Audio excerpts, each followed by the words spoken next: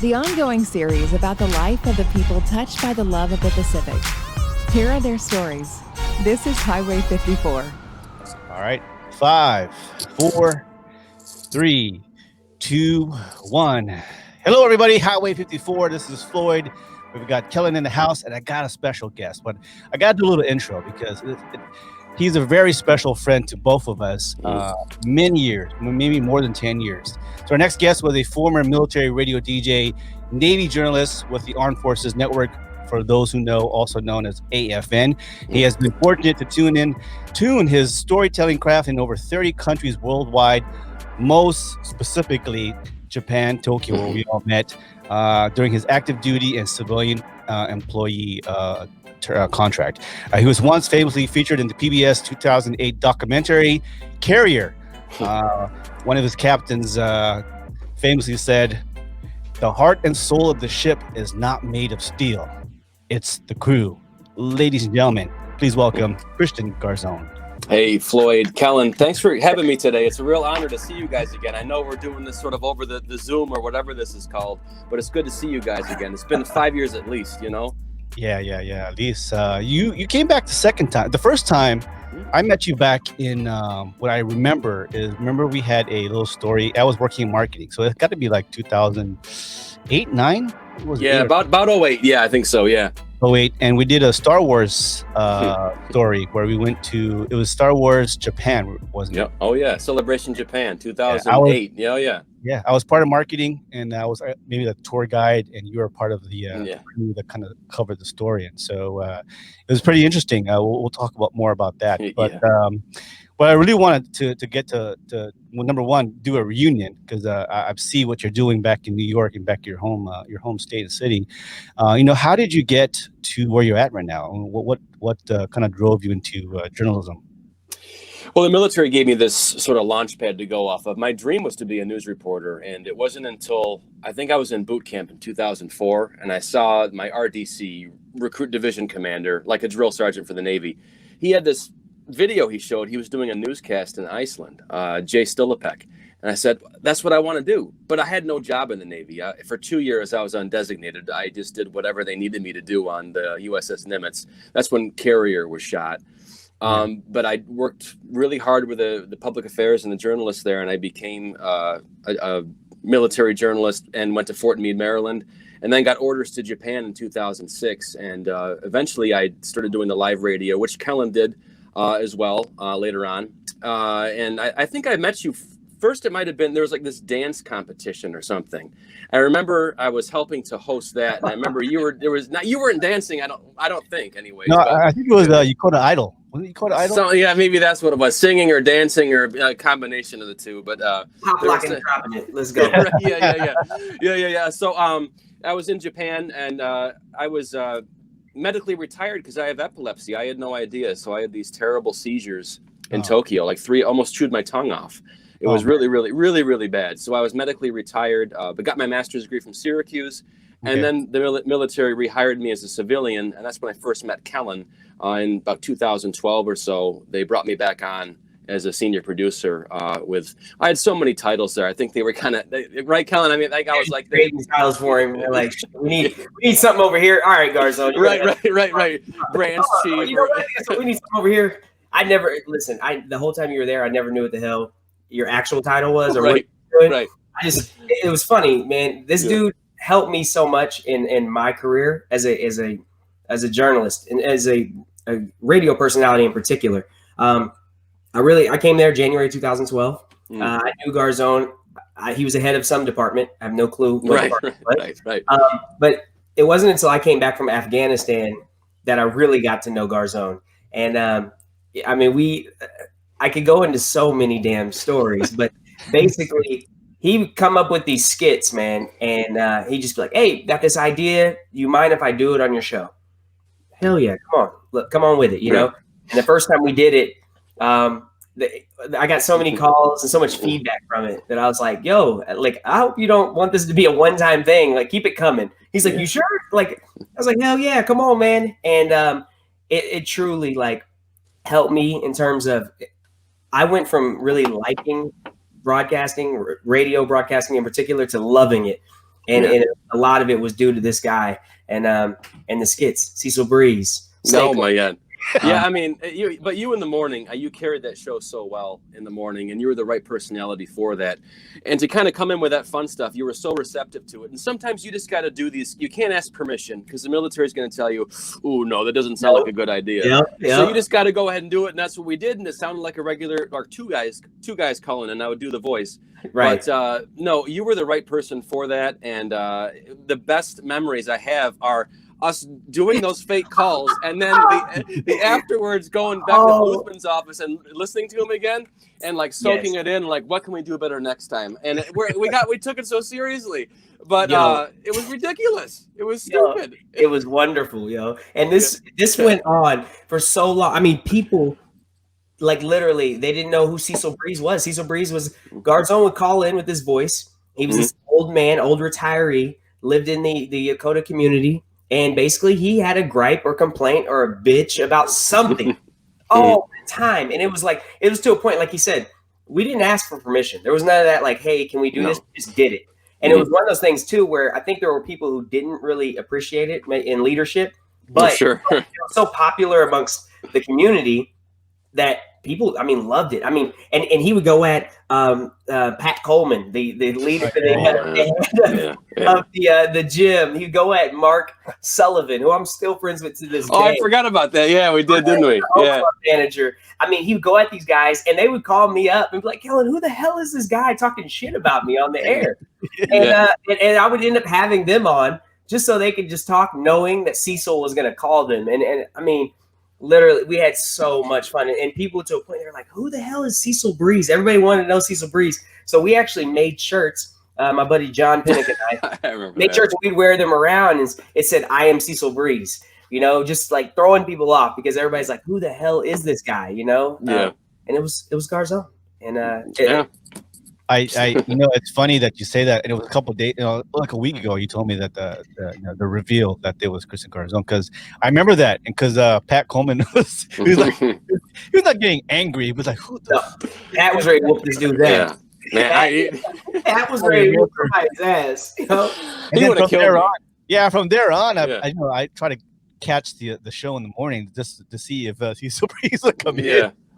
Almost at least 3 days a week. I would just go to like a quiet pub on the weekends in Tokyo, drink like 8 beers with a notepad, write a bunch of random stuff down, then look at the next morning like, what the hell did I write? Okay, let's just do it. I would just talk about stuff, whatever, and I would do the voices. I would just take the phone receiver and I would pull it away so it sounded like 2 people. So it'd be something like Kellen, Ohio gozaimasu. Oh yeah, I'm here. And would just kind of go back and forth like that. So it would sound like 2 people in the same room. Yeah, and it was a whole gripe about weightlifting and whatever. What made it so special too is you had this little. You didn't have a script, but you had this little rough draft thing of what you were going to do, and you play it for. And then he didn't tell me what he was going to say, so you were getting actual reactions from me, and a lot of times it was like me trying to keep my composure, because he's just fucking saying just the most random, miscellaneous bullshit, just talking reckless. Mike Larkin from Camp Zama. Oh, man. Mike Larkin to this day. Still, I talk to Mike from time to time. He's like, man, never heard any more from Cecil Brees. Or Yeah. I think that guy's still there. He is. He's still up there. Mike Larkin is still there. Mike Larkin's good people. We had a lot of great back and forth. I think the one time I think we got into it is when I was talking about, because it was BS that Morgan Freeman was in the first Robin Hood. Oh my God. In 1990, because there's no Azim in the Merry Men. So I'm talking about, I'm bitching about that because whatever. And then you're like, well, what's wrong with it? I'm like, well, Kellen, it was kind of, as a 9-year-old boy watching that, had a lot of questions. Like there's Friar Tuck, Little John, Will Scarlet, then who's Azim, Dad? I don't understand this. But we turned that, what I'm talking about, Floyd. You saw Robin Hood in theaters, right? Prince of Thieves, 91. Good stuff. It's still a great movie. But Kevin Costner's got that mullet and an American accent. He's like, oh, we'll free England. It's like, are you going to bother Kevin Costner to, I don't know, maybe do an English accent and cut your hair? No, didn't. The wonderful thing about this whole Cecil Brees thing is after a while, I started cutting those and posting them to YouTube. So those clips are still available. You can literally, you can go to YouTube and type in Cecil, Cecil Brees, Brees. Oh man! And first thing that'll pop up is Cecil Brees on Yokota Eagle 810, and we have so many clips on there. My God. Yeah. But remember the makeup we did with Penny McPherson's husband? He put that stuff all over my face. When you came in the studio, he was Cecil Brees in the studio. And that was phenomenal. I mean, that was great. Hit, man. And I love it, dude. Like that stuff still comes up on my time hop. And so I'll click on it. And every now and then I'll post them to my social media. But man, it just hilarious. And my family and friends back in Joplin, Missouri, man, I'd always send them this stuff. They'd be like, I never told them that it was a guy that actually worked there at the studios. I let them believe it was a caller. And my dad and mom and they'd be like, man, you got to send me that shit is hilarious. Yeah. So we just kept it going, man. And it was magical. What made it work too, Kellen? I mean, just like you said, is your genuine reactions to it all. So it's that back and forth. It's that sort of balance. If it's just Cecil on the phone forever talking, then it's not funny. But to bounce it off you, I mean, again, you were just great with that. And Bluthman was good too. But you were the go-to guy for that stuff, and it was so fun to do. And the one time I think we had to do a talk ahead of time was because I was talking about the best of the Star Wars movies, Episode 2, Attack of the Clones. Yes. Like that's a joke because it's the worst. And I didn't know shit about Star Wars. No, you didn't. Like literally, you had to talk about that one. Yeah, I had to fill you in on it all. Yeah. Oh shit! Yeah. Yes. Are you gonna pull one of these up? Oh. Oh yes. This is the Pat Coleman one. Oh my goodness. On the Eagle 810 midday show, I got a caller on the line. Cecil, you there? Hello. Yeah. Is who, Kellen? It's Blue again. Okay. Yeah. How you doing? Man. How are you? Well, I'm doing okay. A little frustrated again. I actually was up late last night. I was sort of reworking a classic tune to sort of service my own needs and get the word out about that. You rewrote a song. Yeah, you might recognize it. I'll sing it here in a bit, but I just wanted to recap again about Pat Coleman and the Samurai Fitness Center. I go there all the time, 75 years old, me and the team, Crazy Dingo, Temple of Doom, Sherwood Forest, West Bank, Gaza team. We're up there, and Pat Coleman gives us the coldest shoulder this side of the solar system, and we're a little tired of it. I remember that was so bad. A bench press competition. Okay. Have you talked to him? Well, live on the radio, yeah. Okay. Doesn't count. But I wrote I like to sing. Oh, well, let's hear it. You're so lame. You probably think this song's about you. Go ahead. And it is.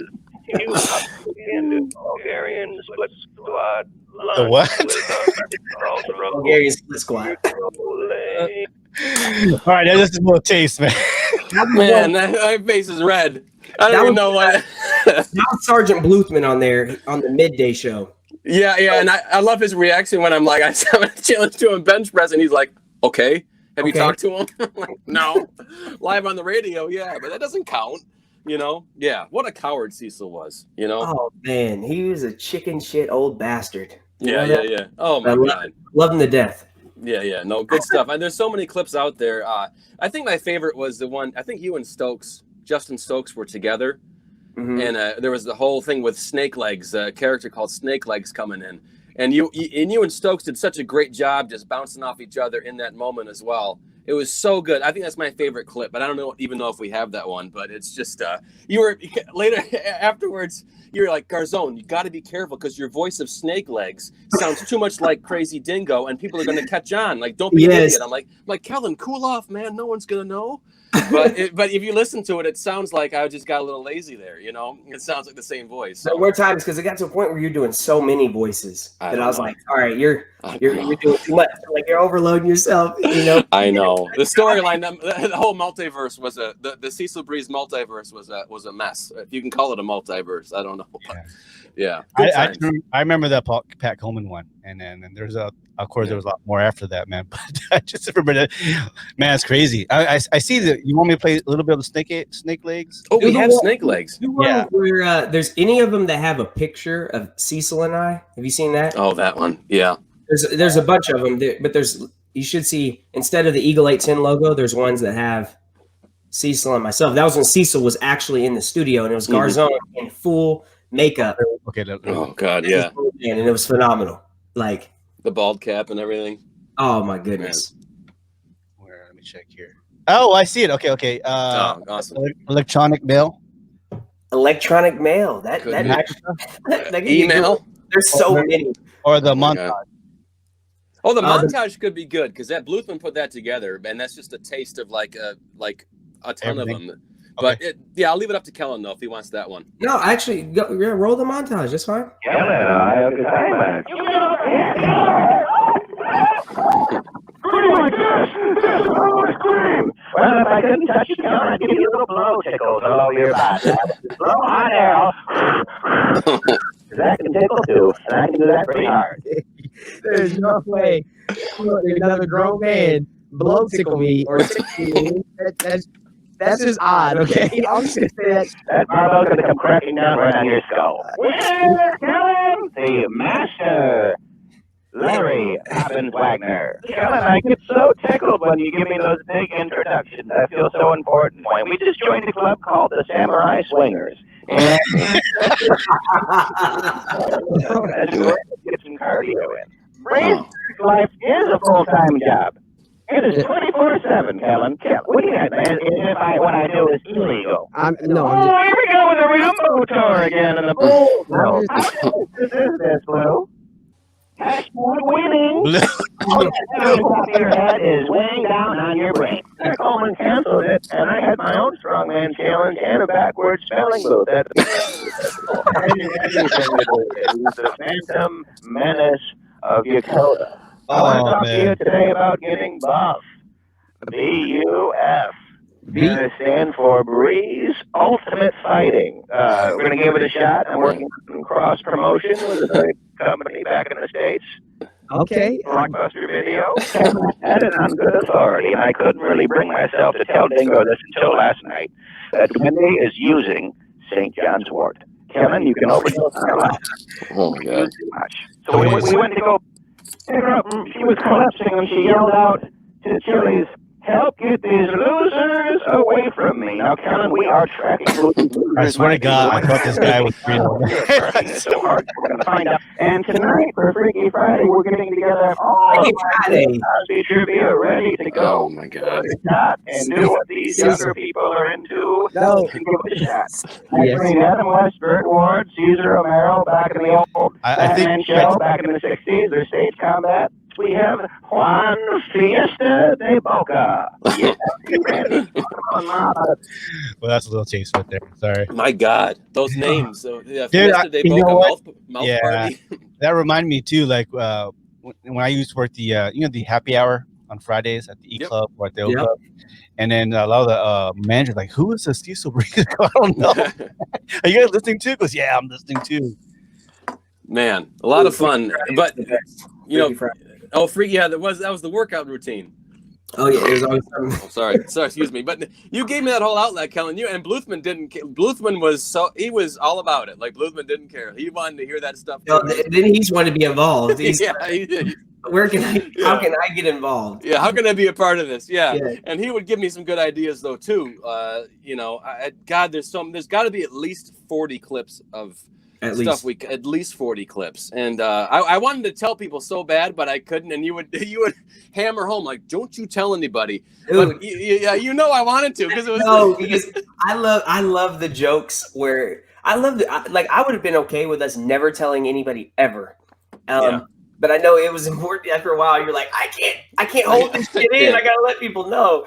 But I did. I mean, I held it as long as I could. Like after I knew you were telling people. I still, on my end, there was a lot of people I think Mike Larkin, I told him maybe a year ago. He messaged me, asked me how I was doing. I'm like, yeah. It's like, speaking of which, Cecil Brees, that's Christian. He's like, are you kidding me? Yeah. Mike Larkin, he's the best, man. I wonder who the morning show person is now over there. Do they still have a morning show over there? Yeah, they do. They do. I see a couple times, but yeah. I'd love to call in. Ooh, I'm tempted. You should. Use my WhatsApp application, Oh, that'd be a blast. It'd be a lot of fun. But I remember that time though, the Star Wars one where I had to give you that rundown real quick, and you were great because for knowing nothing about Star Wars, you got the whole joke. Like you see, Empire Strikes Back is the best Star Wars, and I'm like, no, it's Attack of the Clones. But Attack of the Clones is the worst. Floyd, help me out in this one. Isn't Attack of the how much? It's like a CGI festival. That movie. Yeah, it is. It was. See, I told you, Kellen, it's the worst one. See, the original trilogy, I'm all about that. The sequel trilogy. I don't know what was going on there. I don't think they knew what was going on. Okay, and Star Wars rant over. I got to stop. I'll get carried away. Just for Star Wars. I mean, I'm a fan. Maybe it's not deep as a fan as like you or everybody else, but I enjoyed every movie. If you had to pick and say what's the worst movie, I mean, yeah, we all have our debates and all that, but I think the story lended it to itself and to where it's now. Right now, we're with Kylo Ren and with what's her name? The new Jedi? Rey Palpatine. Excuse me, Rey Skywalker. She gave herself that name at the end. Spoiler alert. See, Kellen knows. Kellen's all about it. The only thing I know about Star Wars is that Darth Vader is Luke Skywalker's dad. Okay, wait. So Rey's. That's all I know. Parents. It's okay. Parents' father. Her grandfather. He is. Palpatine. Yeah. Okay. Got it. Yeah. Hey, I know. Is Princess Leia, right? It's Princess Leia? Yep. Is that Luke Skywalker's sister? Yep. Yeah. And they kiss. So it's a big incest thing. This is all incest. That's an incest. Incest. Fucking incest going on Star Wars. They didn't know. No, they didn't know, but they were kissing. That's weird. Right, making out. They kiss? Yes, they definitely kissed. Oh yeah, an episode. Remember in the beginning of Empire when Luke was in the Bacta tank? Yeah, and he got pulled out, and he was definitely trying to get that butt. No, they tried. They didn't.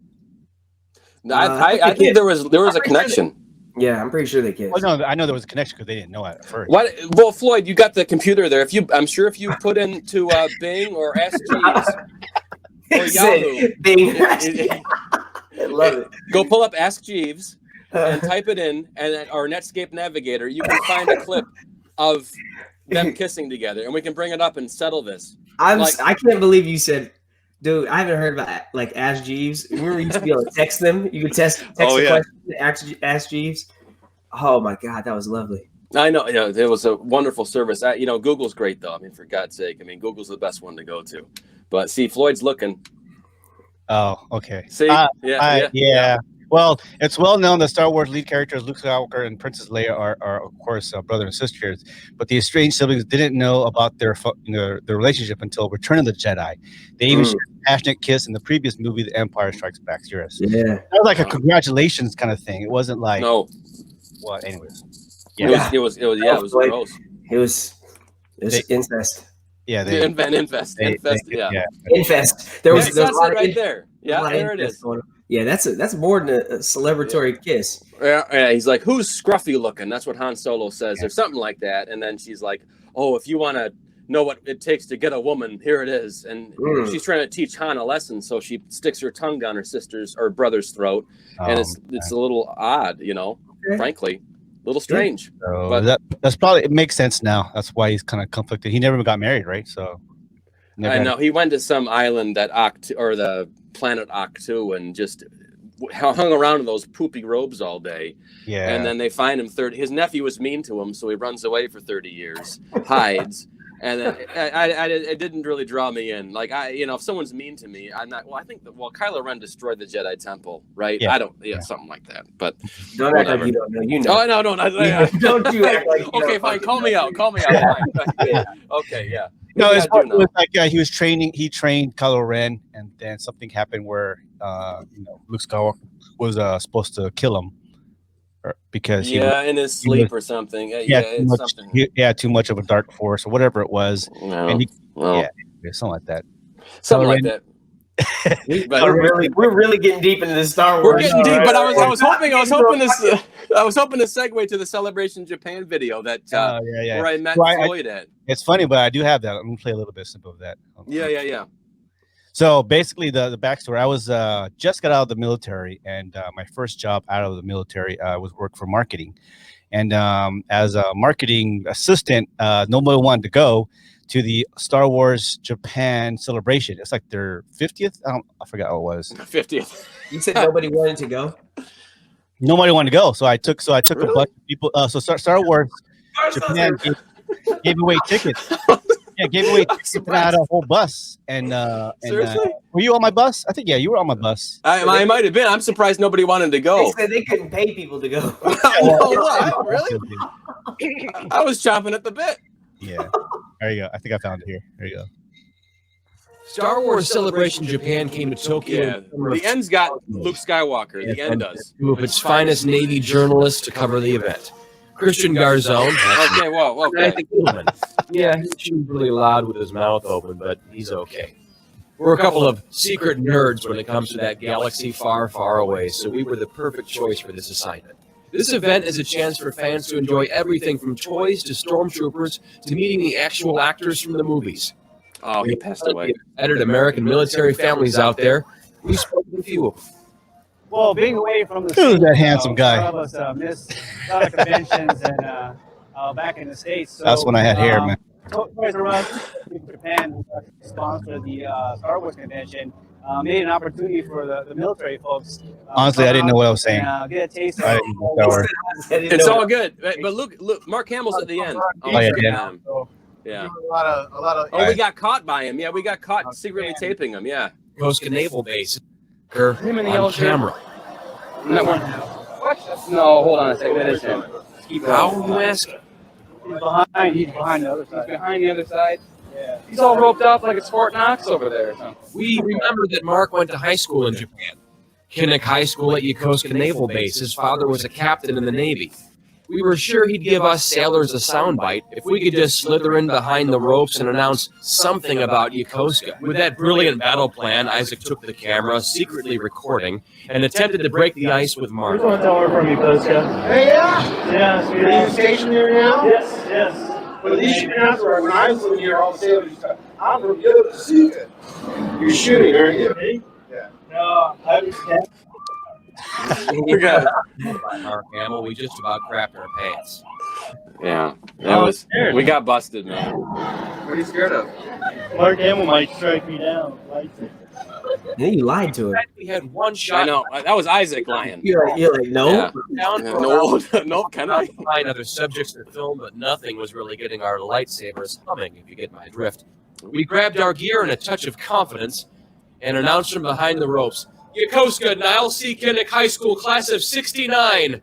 He stopped what he was doing and said this. We're breaking all the rules for Niall C. Kinnick High School and all the wonderful personnel of Yokosuka Naval Base. It's a military base, it's a Marine base, it's an all-purpose base, but I miss it and I wish I could, I'll come back and visit someday.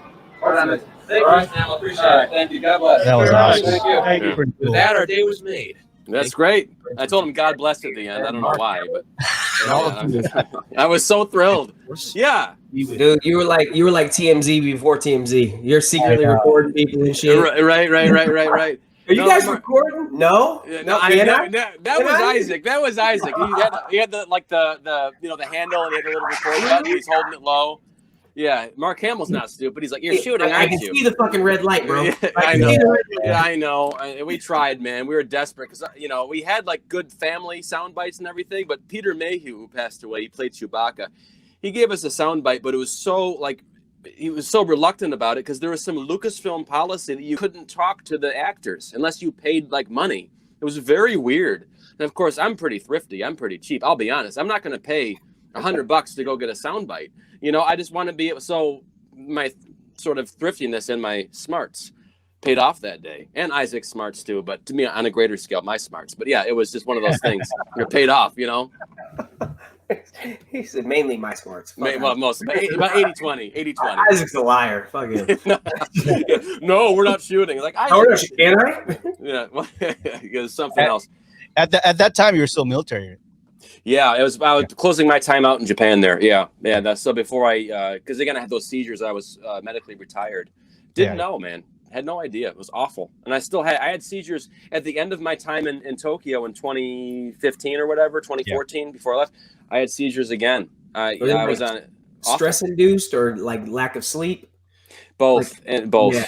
I mean, Kellen, we talked. I mean, we would talk in the studios, and thank you for having that vent in the morning with me, because I would usually come in and talk to you on commercial breaks, and we would both vent to each other.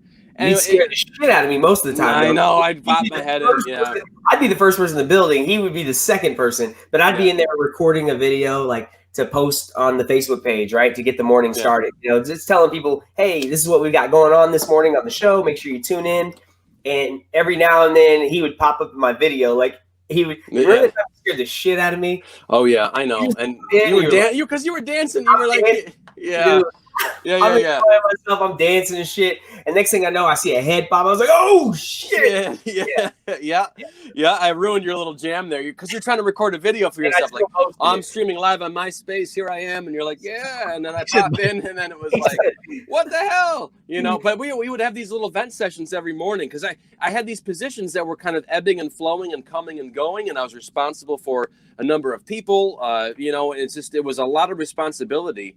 And even at 30 years old, when you go into that world, you're working with guys who are like 50 plus, who have been doing this for a long time, and you're trying to just keep up.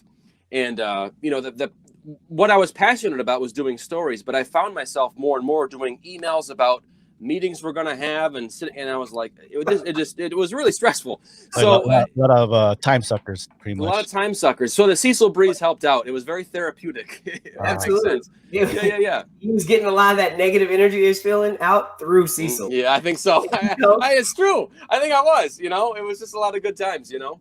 And the crazy part about it is, I remember, like, I mean, Christian was making good money. I mean, he was, you know what I'm saying? He's high GS position. He's making good money. And he's living in Japan. Yeah, medically retired. In my head, I'm like, what the fuck are you complaining about? I know, man. Yeah. You got a good fucking life. But I do see, I understand now. Like, you know, you went in there, he's such a creative, and he wasn't able to create. Like, he was, I mean, it would suck, you know? You're sending emails and in these fucking meetings with a bunch of bitter ass old men. No, they're great. They're great guys. I'm gonna throw it out there.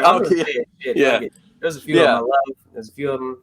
Yeah, no, they were great guys. It's just I felt like it became more and more like, even when you move up in the ranks in the military, you're so passionate about a job. But when you get like E5, E6, E7, you're more like supervising a bunch of guys who are like, you know, we're so and so on their lunch break. They're napping again. Like, what the hell? You know, it becomes more like that rather than what you're passionate about. It's like, well, so-and-so, how'd they do on their last PT exam? They could, you know, that's what it becomes. And it just, I can see why people, as they get into their 30s and 40s and they move up in rank, it's like, you know, what they're passionate about, which is behind the mic or whatever, kind of fades away, you know? That was my biggest reason for getting out of the military when I did, because I realized, like, if I rank up, I'm not going to be doing what I do now. If they told me I could join the military and for 20 years I could be in Tokyo, Japan, being a radio DJ, being a personality in the morning for 20 years, I'd have done that. Making the same damn money. I'd have been okay with that. I've been happy with that. But to know I'd have to move up and then, you know, do public affairs and go shoot, you know, retirement ceremonies and then you're just managing people and shit at that point. No, I'm good. It's tough. Now, guys, I want to ask you real quick. Like, I really am about to pee my pants. Can I go take a real quick? Yeah, go ahead. Why don't you, you got to piss on yourself. Video or something. You got to piss on yourself. You're dedicated. He's standing the whole time too. I know, man. He's such a character, you know. And you know, I'll tell him when he comes back. Also, like, I've been there for 16 years. Right. Before I left. And so I've seen people come and go, and radio has always been my passion because I actually got to radio way beforehand, and I always wanted to do it. I just never had the time because I was DJing at the E Club. I was a DJ for a while because people left, and so I just was it Kid Mango? DJ? Kid Mango. Kid Mango, yeah. Kid Mango. So I've had that name for more than 20 years. But because I look young and I like mangoes, and so guys. Had a socially distanced pee there. Oh no, you didn't wash your hands. That was too damn quick. No, I did wash them real quick, and dried them off, man. You spritzed them. Yes, there was soap involved. Yeah. I was going back. I was saying, I was there for 16 years, and I always loved radio, and I was actually a radio guy before I joined the Air Force, but work. And I DJ'd as the Alyssa Club head DJ for a while, entertainment manager, and so I had two jobs during the day and during night. So radio, even though that was probably one of my passions, I never got around to it. And every so often, I did, not with maybe with you, maybe with Kellen. I did visit and did some spots for marketing or for the fitness center or for the e-club or whatever it was. I forgot. I did a visit a couple times. But what I do remember, guys, and take this from me being there ever since 2002, and I left in 2018. What I remember, I stopped probably listening to AFN when Kellen left, because I know Kellen and you were one of the two guys that were natural. Does that make sense? You're naturally a radio personality. You're a natural character on the radio. It just felt like you've been doing this for a long, long time. I said, man, Kellen, I remember to this day, I know Kellen's going to be a radio guy after this. And I know Christian Garzone is going to be doing something in celebrity or journalism and all that. And it's crazy to come back after almost 20 years and see you guys, on Zoom or online. And so, and hearing the stories, you guys have a lot of stuff and we're still young. We're not old, man. So, How old are you, Floyd? 46. You're 46. You look good. God damn. Thank you very much. Well, remember, I've been 6 months as an esthetician, so I'm going to school as an esthetician. So I get a weekly, practice facial every week. So I look at get those butt cheeks waxed. I hear. Yeah, there is a butt facial, back facial, and. Okay, getting Botox and shit now, huh? Yeah. Then the cucumber slices, yeah. Yeah. But no. You guys brought a lot of heart and character to Yokota. I know Yokota will miss you guys, or still miss you guys now. I'm not sure about the new batch, but some people tried. It's just what's funny about it is whenever I was exiting, they were like Garzone bouncing around, throwing positions. Like, so at one point in time, Mr. Brogan, right? I think it was Brogan. I can't remember. It was one of the civilians. They had approached me. I think it was Brogan. He was talking to me about traveling to other units throughout the Pacific and just working with the morning radio show DJs, like helping them, trying to make their morning radio shows better. And I remember as we were talking about it, and he was like, it's got to be your show prep. It's got to be this and this. And I was like, bro, no, it's like, I would love to tell you that there's some wonderful thing that I'm doing that's better than everybody else. Honestly, it's just I loved what I was doing. I woke up every morning and I fucking loved what I was doing. I'm telling you, I tell myself all the time, I'm like, I cannot believe these motherfuckers are paying me for this. I feel like I'm robbing them. I feel like I'm stealing. I would have done that for free and worked a whole nother job, and that was the thing. I know Garzone's the same in that his love for it. Now Garzone is, he prepares. Like he can put his shit together very well. I'm more of a live and let it go. Like, I'm going to fucking just go. You're good at it though. It's everybody's different, but the biggest thing that we had in common was the fact that we just loved what we were doing. Like you absolutely loved it, and people can hear that. When we talk about it's authentic, it's genuine. Yeah, it's authentic, it's genuine because that love is there, that passion is there. And there were so many people. I watch young broadcasters come in, and when they got stuck in radio, they'd be like, "Oh man, I'm in radio." Like they wanted to be on. What? Everybody was like, I'm not gonna lie, I was like that. When they first put me in radio, I was pissed. I wanted my face. I wanted to be out there. I wanted to be doing shit. And then when they put me in radio, and I was there from January to September when I left for Afghanistan, and I grew to like it. But when I came back, that's when I grew to love it. And when I listened to my shows before Afghanistan, before Garzone got involved and everything, like I listened to my shows and I was like, I could tell that it was all right, but it got so much better when I learned to really love it. And I was like, I'm not like, oh, I'm stuck in radio. I'm like, no, I'm in radio. So we're about to fucking make this thing go. I don't want this to sound like some shit on a bass. I want this to sound like some shit you'd hear back, in the States, So, yeah, back in the city, yeah. You were very good at balancing those two worlds of like getting command information out, but also having a great time. And you were a master at that. You were very good, Yeah, I appreciate that. Yeah, you're right though, but it is there's a mechanical portion to it, which is the military portion, and sometimes people get stuck in that like just prep and everything's got to be 1, 2, 3, 4, 5. That's part of it, but the other part is having that passion that you had to go forward and make that show great and connect with others. Yeah, I mean it's hard to teach banter and wit and being genuine and just reacting to certain things and stories and playing off people. With you two, obviously you have a chemistry, and so that played off real well on radio, where people are like, very entertained, and you can tell, when it doesn't sound scripted, Obviously there's preparation, but with Kellen it's like, well, I just kind of played off what Christian was giving me. Well, it was great though, because without that back and forth, it wouldn't work. It would just be some psychopath babbling. But the reactions and everything else, and wait, Cecil, hold on a minute. You said what? Do this? It worked perfectly. It was like a hand in a glove, not like an OJ hand in a glove, but like a regular hand in a glove. It fit. It worked. Yeah, if the glove don't fit, you must have quit. You must have quit. Yeah. No, exactly. and that was the thing too, though. When he would, do the call-ins, initially the first couple ones, you didn't even he didn't tell me. He just did it, like prank called me, and then later on he revealed himself, and we went from there. But Garzone, as you can see, just in this podcast episode now, he has that sense of humor. He's going to throw a lot of shit that out there, and if you're not really listening, if you're not really paying attention, you're not going to catch it, right? But he'll say some shit, and it's fucking hilarious. And and that was the thing I used to always make sure. I was like, no, I'm going to make him repeat that shit, because that's fucking hilarious. And I want everybody to hear that, And he was so good with that, man. I think if you listen to some of your YouTube stuff, you can catch stuff like, what did you say?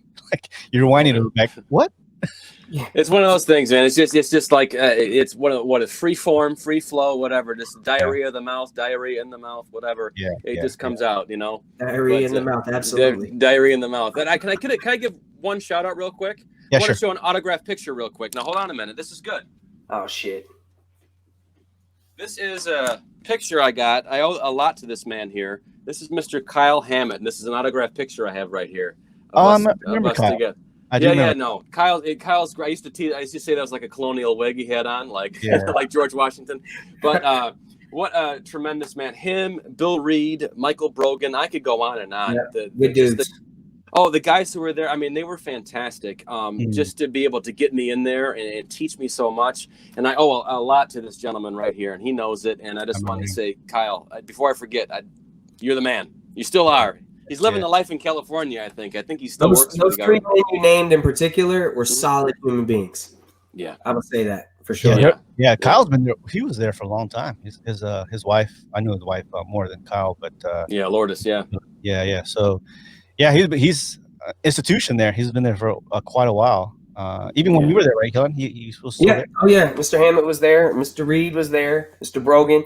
All those three solid dudes right there. Mike Frank. Don't forget Mike Frank. Oh, dude. Yeah, Mr. Frank, dude. He's wow. Why do you drink milk? Yeah, I know. You don't need milk. To be drinking milk. I know. He was my neighbor in Japan when I had that little condo place. He was there, and I used to see him every day. He'd be drinking and smoking cigars, and he always had a complaint ready to go. I think that's where some of my stuff came from too. Or is this like I'm talking to Mike Frank about? You're absorbing some of his negative energy, yo. Yeah. But Mike Frank's great. I think he's out in your neck of the woods now. I think he's in Oregon. No, up in Seattle.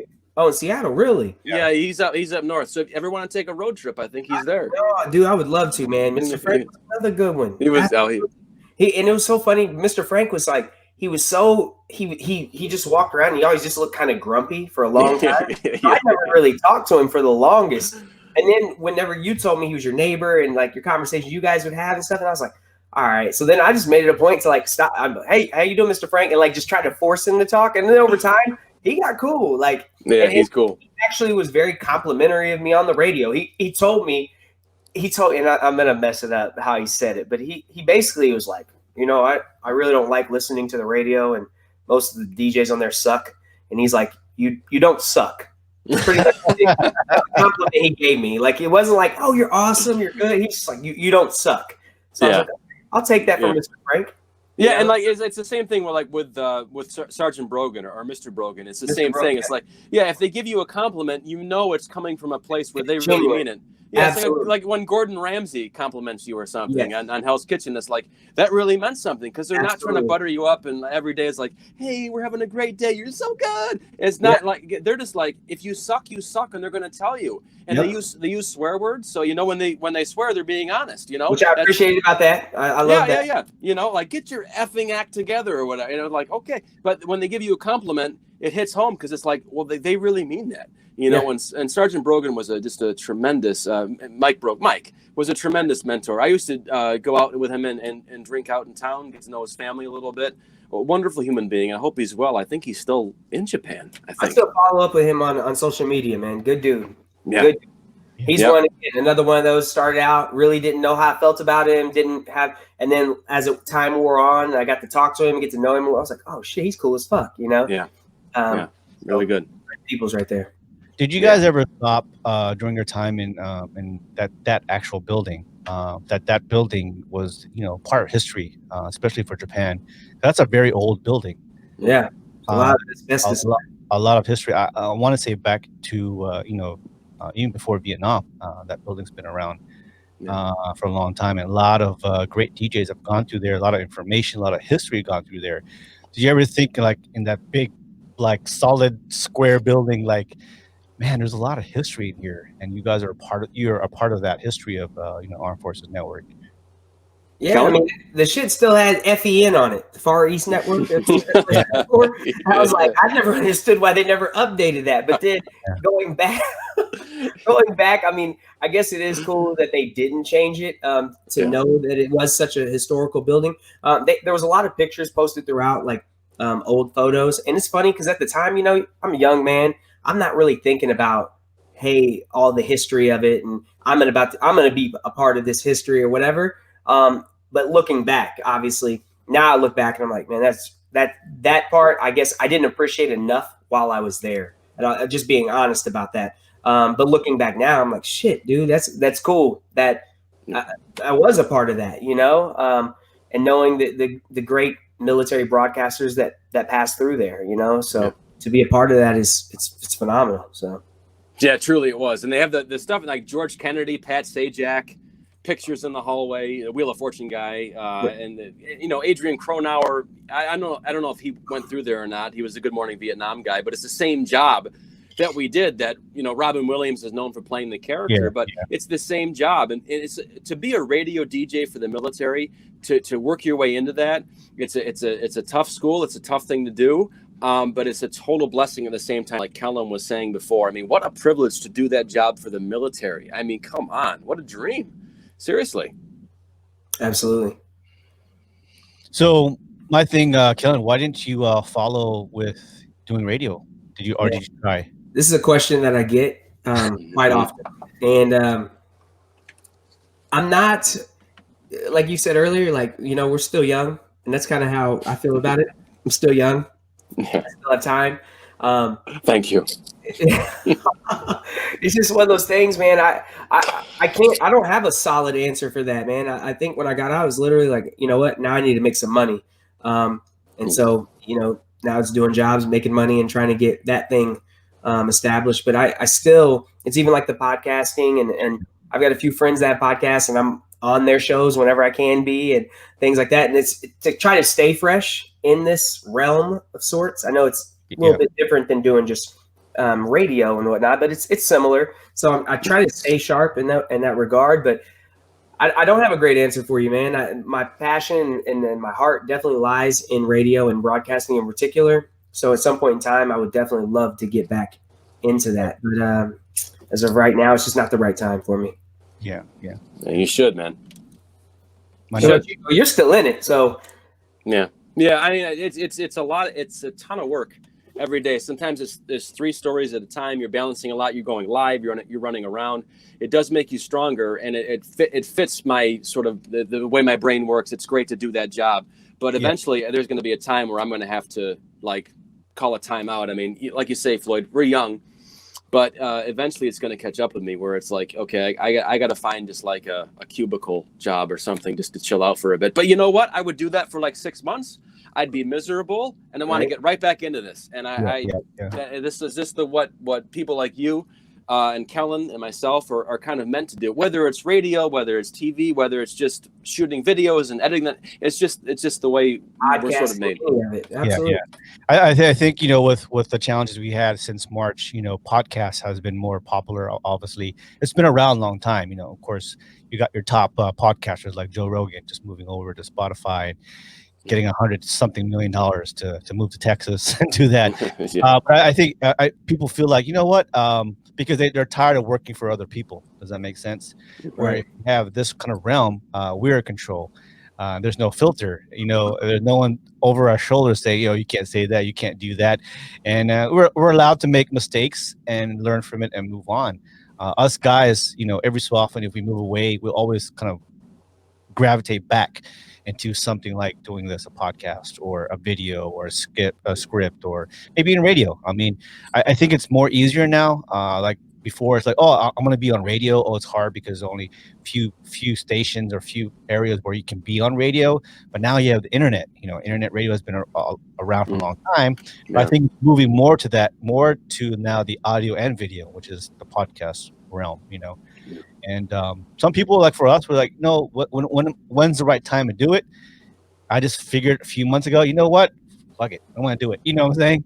Whether I sound good, look good, don't do good, or whatever, like I'm just going to do it just to run. You have to run to figure out, okay, I need to run a little faster, or I need to run with these kind of shoes, or this mic or whatever. And so you guys are just helping me, just kind of run and learn and grow. But I feel a kindred spirit, of creativity, and different things we can do later down the road in the future. So, go ahead. Sorry, Kellen. No, you go. I was going to say, with podcasts, the great thing is you can actually burn them to CD-ROM. Again, right? What's crazy is, like, I see those CDs laying around in the stores. I'm like, who buys these right now? And there's some motherfuckers still buying them.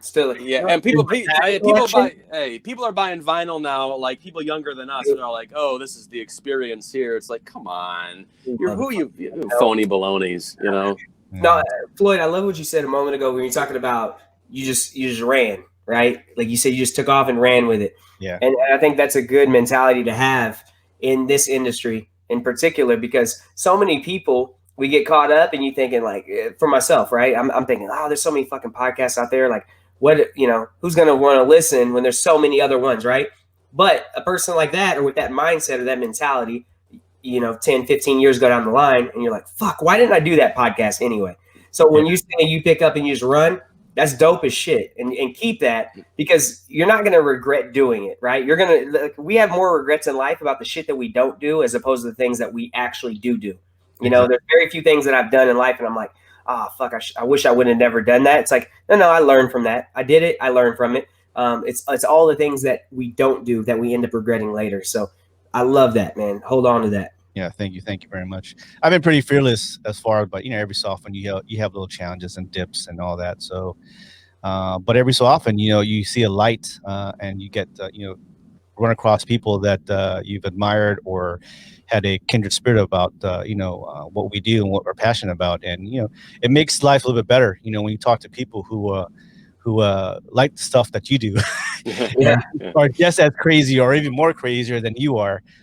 You guys thanks. You guys make me feel more, I can do this and I can do that. I can't do voices like you can, but if I do need a voice or a character, I know who to do.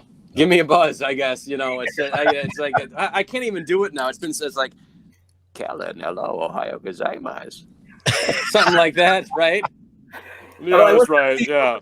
What's on your mind today, Cecil? What you got going on? Oh, I don't know. Oh, come on. I can't. Getting shy now. I'm on the spot. I got to be in a phone booth closed off with like a phone. I can't do it. I can't do it, bro. Isn't it crazy when doing audio is one thing, but doing video and audio at the same time? Oh, it's a whole nother element. Yeah, people looking at you and you can see their expression and all that. Like conscious of how your face looks. Yeah. Yeah, because I look ridiculous, dude. Because I gotta like lower my lip and do it. It looks stupid. That's why I'm covering up, because it's like, Kellen. So that's how you got to do it, man. I got to like almost like a snake around an egg. It's like, drops it. The snake drops the jaw down. You guys know what I'm talking about, right? Like a snake or a Komodo dragon. You know what I mean? You know what I'm talking about. Don't play. Come on, you guys know what I'm talking about.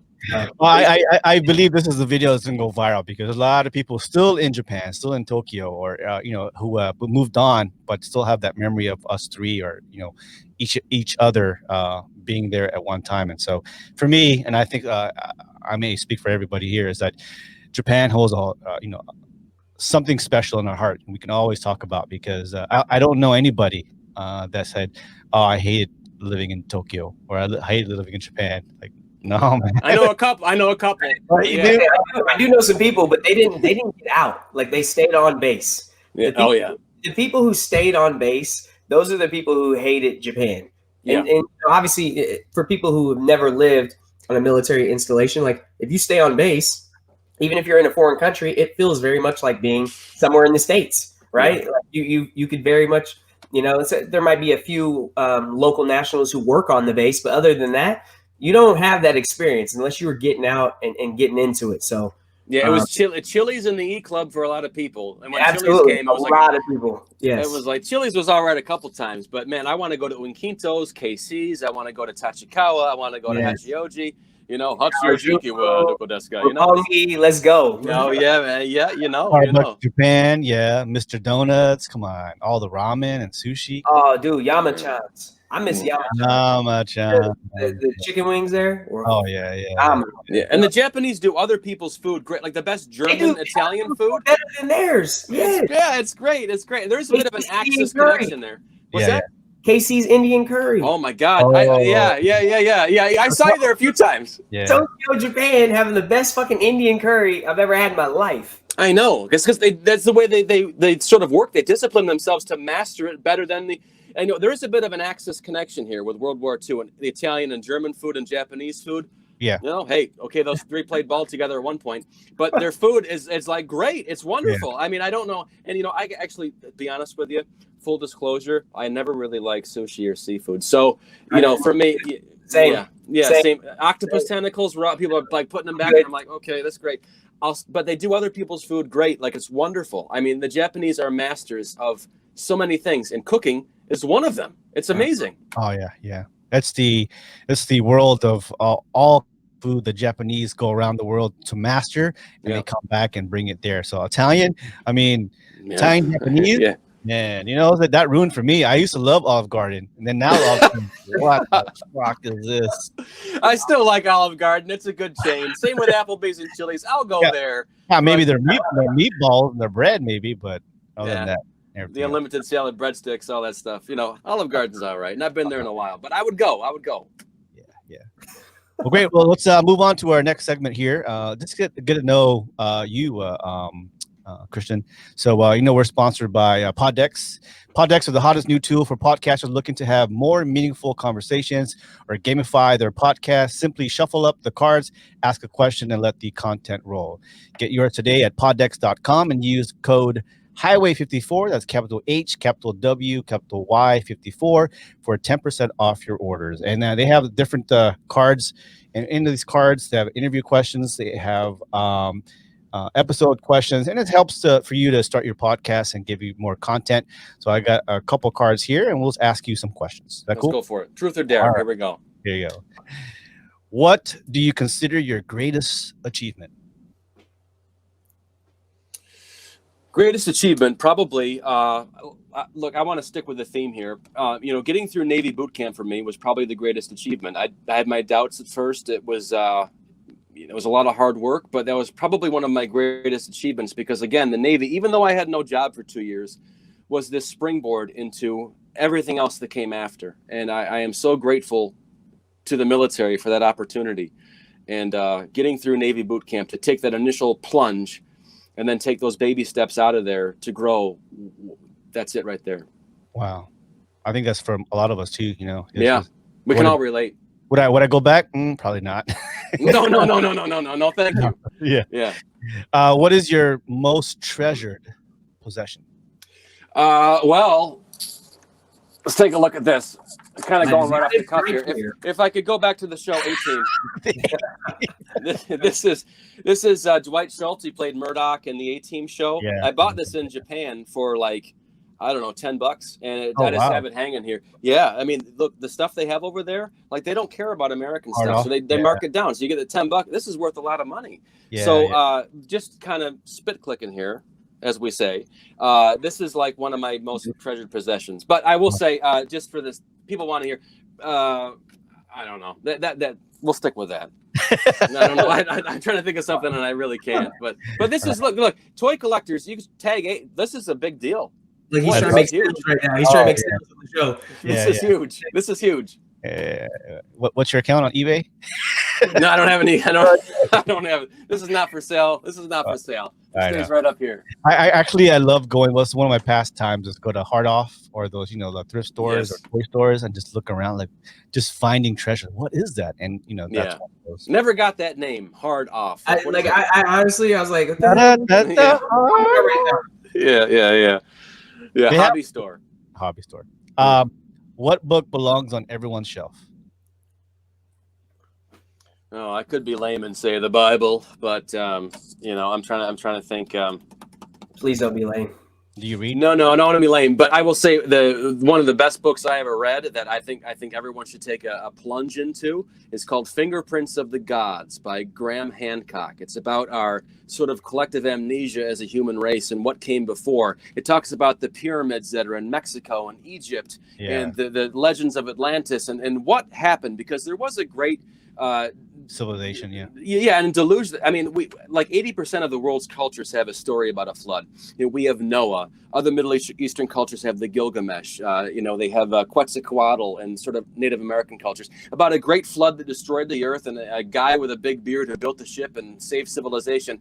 And everything sort of lines up with like the Ice Age that came about out of nowhere, because we know that because woolly mammoths were discovered with buttercups in their stomachs, still digesting in Siberia, where buttercups don't go. So they know the Ice Age came like that. Who's to say it didn't go away just like that? And massive melting happened, flooding. And then, it's so interesting. So the Sign and the Seal by Graham Hancock is something that I think everyone should take a crack at. But, hey, the Bible, good stuff in the New Testament there, really, seriously. Okay. Yeah, I've heard about that book. I heard that. Sometimes I watch those kind of TV shows on Netflix. What's one bad habit you're trying to get rid of? On weekends I tend to drink a little bit too much because of the stress of the job, and I'm with you guys. You guys aren't helping. He kept it so real. I appreciate your candor right there. I go through. I get like 8 beers, 9 beers deep, and I just I get the headphones on, and it's like, oh man, here's another Kenny Loggins song. Let me keep going. And it's just, and you guys aren't helping today, by the way. I'm having a good time and going through the pints, All right. What's your guilty pleasure besides beer? Well, I think what do you say? That's nothing. You're gonna say something. Well, I just pulled that Murdoch off the shelf. I do enjoy collecting action figures, but I will say it's not like that Steve Carell movie. It's not the same thing. The 40. Sure? Yeah, I'm positive. I promise you. Let me give you. I have man binders. cave. I have a man cave, but I love that because it's nostalgic, right? And Floyd, I think you know this maybe more than Kellen, but the 80s to grow up as a kid, were especially a boy, was a wonderful time. You got He-Man, G.I. Joe, Star Wars. It was endless, and that's a time that was just so wonderful and so full of imagination and truth and justice and prosperity. It was wonderful. So to have those toys is like a hark back. And I even got, look, Kellen, oh my God. Robin Hood, Prince of Thieves. Okay. I 1990. Yeah, you see. Is that that's Kevin Costner, Robin Hood? Yeah, with the mullet and everything. Yeah. Oh yeah, I got some goodies in here. But I have some Waterworld. Okay, no, that's come on. It's not a myth. I draw a line there. 1995 Waterworld. He said I draw a line. No, I draw a line with that one. Waterworld. I thought Waterworld was phenomenal. All right, what's the worst job you ever had? Well, there's been no job that's been horrible. No, I mean, I delivered papers at 13, washed dishes at 15, all the way through college. But it provided me, again, just another stepping stone to save money and grow as a person. So there's been no job that's been horrible. I will say, on the Nimitz, when they used to call the Alpha Working Party or whatever, which was on your duty day, you'd be constantly called Alpha Working Party to the pier, and you have to go clean up garbage. Part of the job, though, but I will say that it's an experience that helps you grow, and it humbles you. So it just is what it is. No job has ever been really that bad. Awesome. Good for politics right there. Right. I know. I'm running for office. Because I was saying there were some days at AFN when you were a GS, and I was like, what? I don't think you're enjoying it that much. Oh yeah, there were days, man. I'm telling you, the stress level. Right, you say like you get paid, yeah, but it's at the same time the stress level is unbelievable, man. Because so much is riding on your shoulders, and it's just constant. And again, we talk about breaking away from your passion to be not babysitting, but you're in charge of this group of guys. Like you're babysitting. God. Yeah, it's just, you're trying to be so respectful right now. You were fucking babysitting. Come on. Yeah, I know I am a little bit. I can't because it was an overall tremendous experience. Yeah. I mean, it teaches you. It teaches you a lot of character and a lot of patience, and it just comes with a job when you come to that position, and supervising. But that's another podcast we could talk about because I have some. That motherfucker made a lot of money to live in Tokyo. Goddamn. Oh yeah. Never complained. You guys do okay too as enlisted. Like some of these 22-year-olds coming in, I'm like, wow, you get a lot of dough and cola and stuff like that. You do pretty good. Yeah. As long as you don't have a bunch of other bills and shit. And as long as you're not stupid, I'm going to Barrow tonight, and then they blow all their money on all this stuff, and I got no money. It's like, dude, you can save a lot of money if you're just smart about it. Rent's free, electricity, utilities free, food is free. Mm-hmm.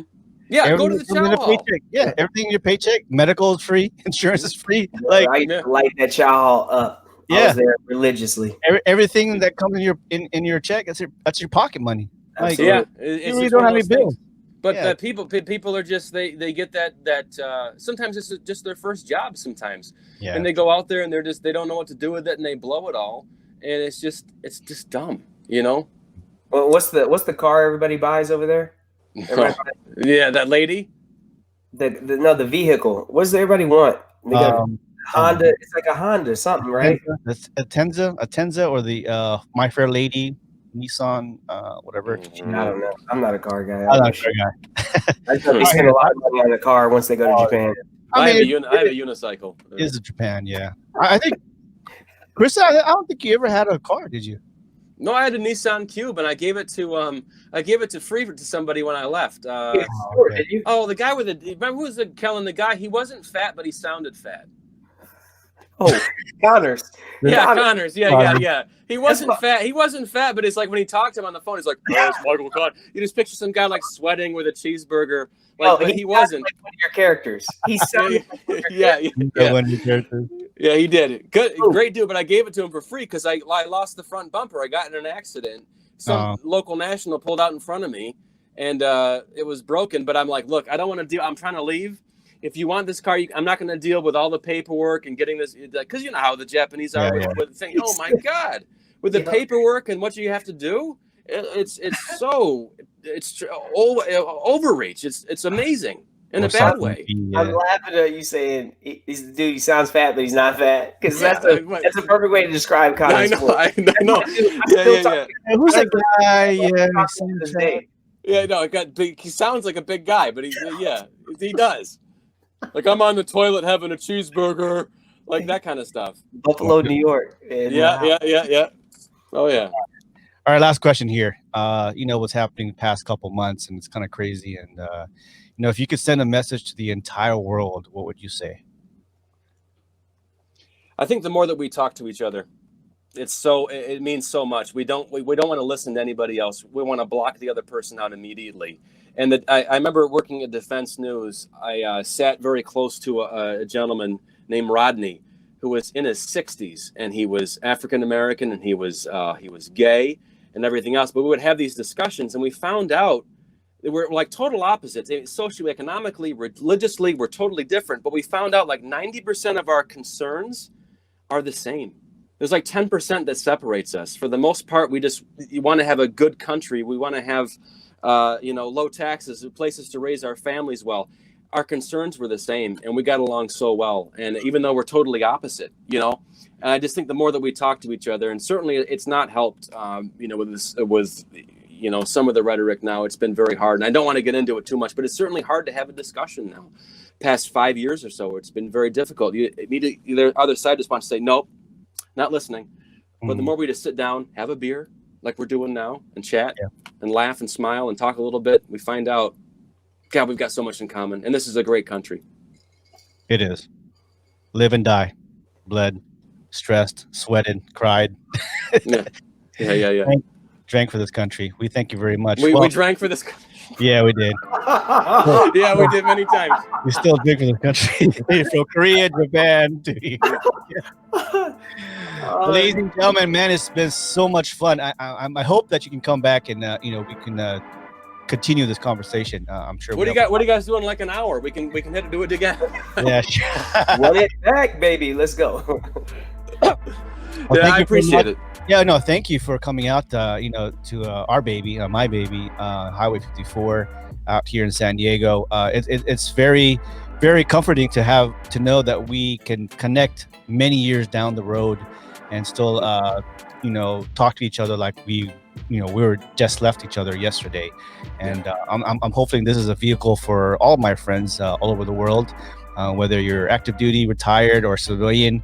Hopefully you can find a home here at Highway 54. So we thank you so much, and it's an honor and a pleasure to meet both you guys, and of course Christian out there doing big things out there in Rochester, New York. Rochester. New Yeah, York, right. yeah. And hopefully an Emmy is down the road for you, because I know you're a very talented guy, and we only see You're talented as well. So is Kellen. We all have our certain talents and abilities, and I just want to thank both of you for the time today. It's been great. You brought a smile to my face, and it's been so great connecting again. All right. Always a pleasure. And Floyd, we always appreciate you for your platform and allowing us on here, man. So it's dope. Thank you. Thank you very Excellent. much, guys. Thank you. All right, take care. We hope you enjoyed the show today. Do us a favor and click on the like button or share our podcast. Thanks for listening. Till next time, we are Highway 54.